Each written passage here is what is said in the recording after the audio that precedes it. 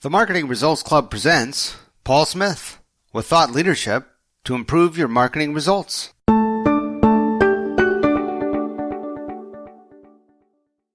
Paul Smith is a leading expert on business storytelling, and he's one of Inc. magazine's top 100 leadership speakers of 2018. In this interview, he shares thoughts on his latest book, 10 Stories Great Leaders Tell. He also explains how B2B marketers can find and craft the best ones. Here's what he had to say. Paul, you've written several books on storytelling. Why did you write this one? Yeah, so I think I could probably be accused of not being very focused in my earlier work on storytelling, meaning in my first three books, I talked about, I think I counted up, it was 70 different types of stories. So from leadership stories to sales and marketing stories to stories parents tell their kids. And I think there are over 250 examples in those first three books, Lead with a Story, Parenting with a Story, and Sell with a Story. So like I said, I think if I did anything, it was to be too broad and not focused enough. And I finally found an opportunity to focus and say, okay, well, what are the most important ones? Because that's obviously an awful lot of stories. And I literally had a publisher just a year or so ago approach me about writing a book that could be read in a single hour, which was novel to me. Like I'd never heard of that before. I didn't know that was a genre of book. But apparently it's a pretty popular format, I guess I would call it, of book nowadays. And you think the busy executive like yourself maybe gets on an airplane and wants to read a book and finish it by the time the plane lands kind of thing. So that I thought was a perfect opportunity to write a really short book just on the most important 10 stories that leaders need to tell. And so instead of there being 70 types of stories or 25 types of stories, it's just 10, one example of each story, and a few tips on how to craft your own. So you can literally get through that book in 1 hour. So how did you pick the 10 most important stories? Yeah, so 4 criteria I used. First of all, I wanted to pick stories that I knew would be of practical use to my readers and clients. So I literally looked back through my list of, I've been doing this about 7 years now, 7 years worth of client engagements where leaders have engaged me to help them craft stories. So I just looked to see what ones were they asking for help on. Okay, so that would tell me that those are practical stories that leaders needed. The second criteria was I wanted to pick areas that I knew leaders needed to exert some influence in the organization. So that, quite frankly, was just my own 25 or 30 years of kicking around in the business world, of my own experience. I know there are certain areas where leaders must exert some influence and other areas that are just not as important. And I think when you see the list, you'll recognize that. Third, I wanted stories that would benefit all functional leaders. So not just the CEO or the vice president or something, or not just the marketing director or the sales VP, or not just the engineering manager, IT or HR or whatever, but everybody. So stories that every leader in an organization needs to be able to tell these stories. And then the fourth criteria was that I wanted to pick stories that wouldn't need to change very often. Because, there's some stories that you'll tell one or two times and then you've accomplished your objective and then you never need to tell that story again. Whereas, your founding story, which is one of the 10 stories, well, gosh, that story is never going to change, right? I mean, companies usually only get founded one time and you can tell that story forever. So I wanted to focus on stories where it would behoove you to get the story right, because you're going to need this story over and over and over again for years, if not decades. So those are the 4 criteria, and the 10 I picked kind of floated to the top using those criteria. I find that the small businesses that I work with as a copywriter are challenged to tell their business story. And I found that this is kind of a combination of their core values, like what you call a what we believe story, and what makes them different, which is another one of your stories. Can you tell me more about those 2 types of stories? Yeah. Because what their business story, that's a little vague. It could be a lot of things, but I think those 2 you picked certainly would help them articulate who their company is and what they're about. So what we believe story, which I call a corporate values story, is a story that will illustrate the values of the organization or the leaders in the organization in a better way than just telling you, oh, well, here's our corporate value statement. Like you may have worked at enough companies to know that Every company's got a one-page document that lays out their corporate values or ethics or something like that. And it basically goes, you get it the first day you join the company, and it goes in a file drawer and you never see it again. A values story, a what we believe story, is a real story about something that happened to somebody at the company that will illustrate what those values are when they come into conflict with each other, or when you're challenged to figure out what the right thing to do was. Because these values are only words on a piece of paper until they're really tested in the real world. So probably the best way is for me to give you an example. So the example I use in the book is a story from Walmart. So the largest retailer in the world. Well, let's see, back in the early 80s in Texas, the largest retailer was H-E-B Grocery Stores. It stood for H-E Butt, the name of the founder of the company. And they were the largest retailer for decades, from the 1920s. But then around the early 80s, Walmart had become the largest retailer in Texas and most places in the world by then. And so the current CEO, or the CEO at the time in the early 80s, was named Charles Butt. He was the grandson of the founder of the company. He literally called Sam Walton, the founder of Walmart, in Bentonville, Arkansas, and said two things. One, congratulations, you're now the largest retailer in Texas, so you're bigger than us now. My family's been running the largest retailer for decades. Secondly, I'd love to know how you did it. Like I'd love to bring my leadership team to your headquarters and just on a learning mission to figure out what it is you're doing so well that we could learn from. Now, you'd think that Sam Walton would just tell the guy to take a hike, right? I mean, you're our competitor. Why on earth would I try and teach you what we do? But that's not what he said. He said, well, I don't know if I can help you, but I'll be happy to try. So they made an appointment for the Charles Butt and all the executives there to fly to Arkansas and meet him at one of the local Walmart stores on a certain day at a certain time. Well, that certain day and certain time came. They show up at the store. They start walking through the aisles looking for Sam Walton, and they see him at the end of an aisle talking to a customer. And they start marching up the aisle, and Sam Walton sees them coming up, this gaggle of executives in business suits. He holds his hand up and he says, Charles, hold on just a minute. Let me finish this conversation with this young woman.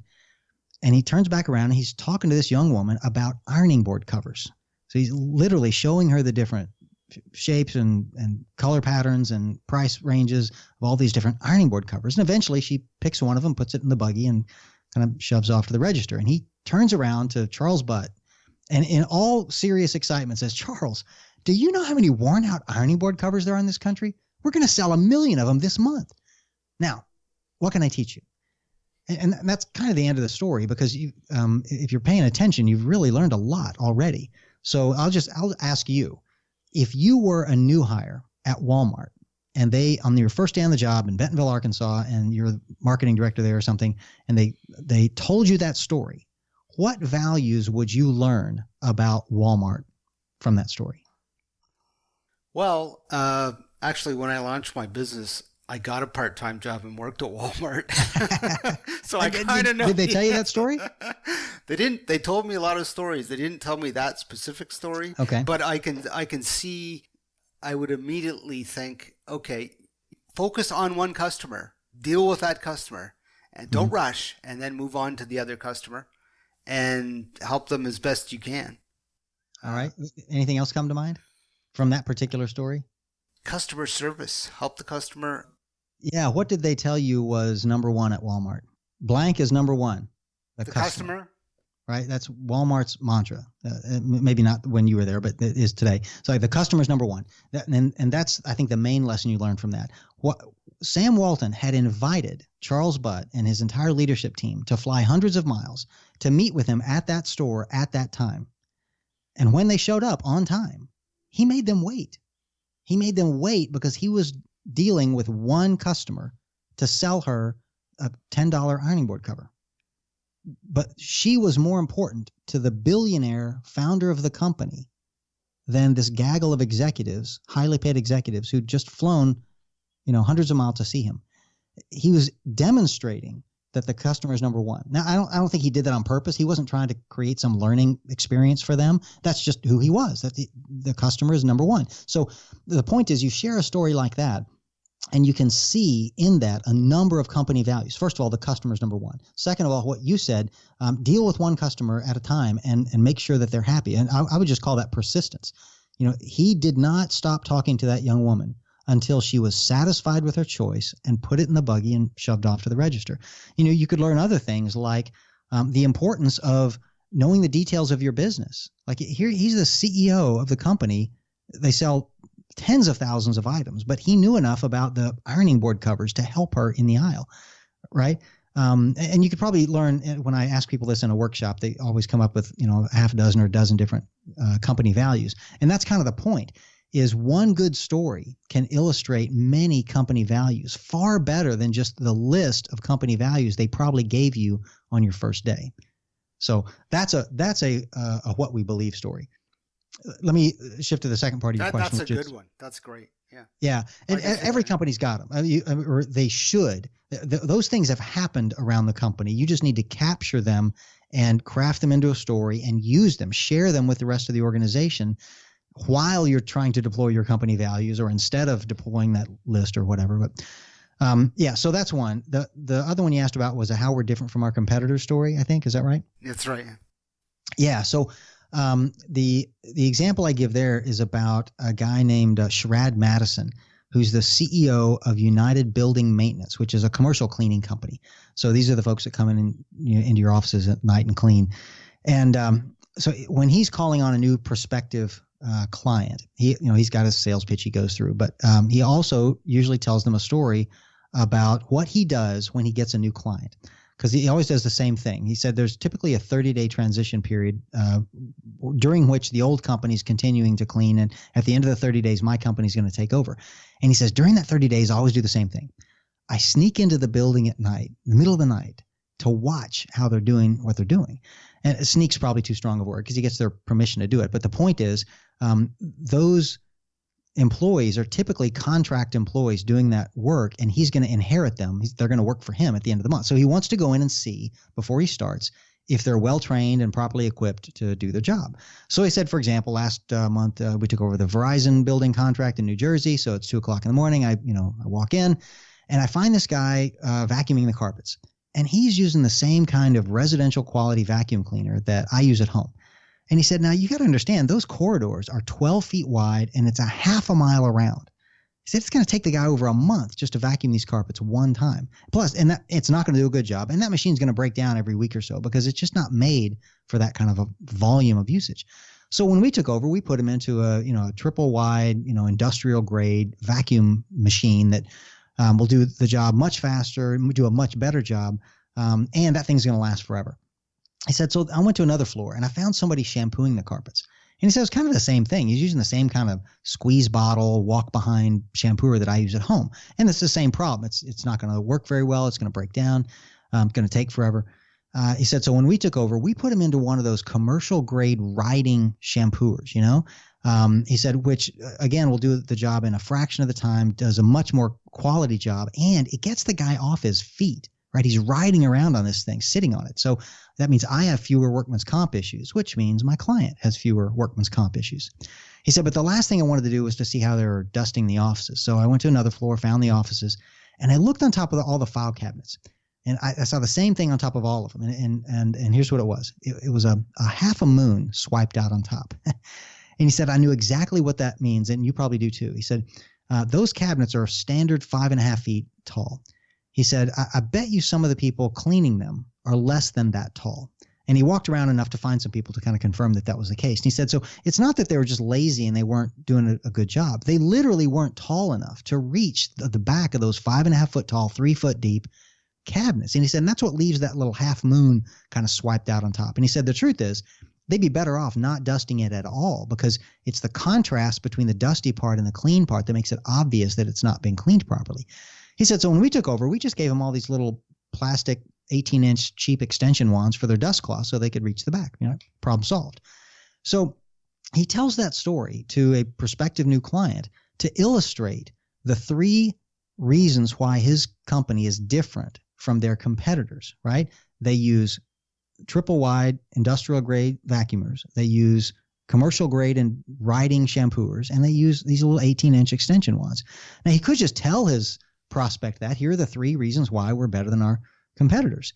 But hopefully you can see, now that you've heard the story does a much better job of illustrating the difference in those three things can make, because, and some of it's just because you can remember it easier. Like right now, you can easily picture that guy riding around on that shampooer like the Zamboni driver at the ice skating rink, right? Like you can see that in your brain. You can see somebody easily reaching the back of the cabinets, the file drawers with their 18-inch extension wands, right? You can see that in your mind's eye. And so a story about how you're different from your competitors is far more powerful than just a list of features and benefits. I would think another way he's differentiating himself is he's offering a custom solution. Like he's telling about how he went in and customized the solution. So their customers may not need all of those three things, but he's also, really thinking through what they need. Differentiator. Yeah, I hadn't even thought about that, but that certainly could be true as well. And I think it also communicates how, kind of like the Sam Walton story, how in touch the boss is with the work going on. The boss is going in there and checking it out and seeing how it's done and making sure everything's being done properly. So the boss is engaged in what's going on. So I think, it communicates multiple benefits, I think. Okay. Besides small businesses, I work with a lot of marketing directors. And while they're not in a leadership role, they're kind of leading the marketing department. And sometimes they have to lead other people in the marketing department. And one of your stories is about explaining what your company does for their customers. And I think this is the main story that they need to tell. Yep. Can you give me an example of that? Yeah. So I call it a what we do for our customers, or just a sales story, right? And by the way, that last story I told, how we're different from our competitors, I typically call that a marketing story, just because I think part of marketing's job is to differentiate yourself from your competitors. And I typically call this one a sales story, but you could probably interchange those. They're similar. But yeah, the example I give for what we do for our customers, the example there is from a guy named Ben Coberna, who's the CEO and founder of a company called EasyBuy. And they're a reverse auction company, which is kind of an interesting thing if you've never heard of it. I'll share his story and you'll see what they do. In fact, he shares this story when he's in the early phases of explaining to somebody what his company does for a living and why they should be comfortable hiring him to do that. And he says, well, so for example, one of my earliest clients was a city government in Central Florida, and they had been paying $250,000 a year to a sludge removal company to come to their wastewater treatment plant, pick up the sludge, and haul it off to whatever safe location.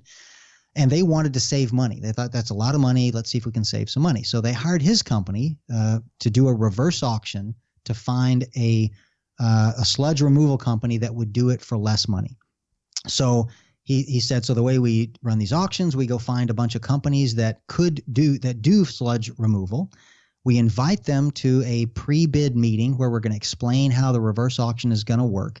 And then we start the auction. He said, so at this pre-bid meeting, we had all these sludge removal representatives of these sludge removal companies showing up.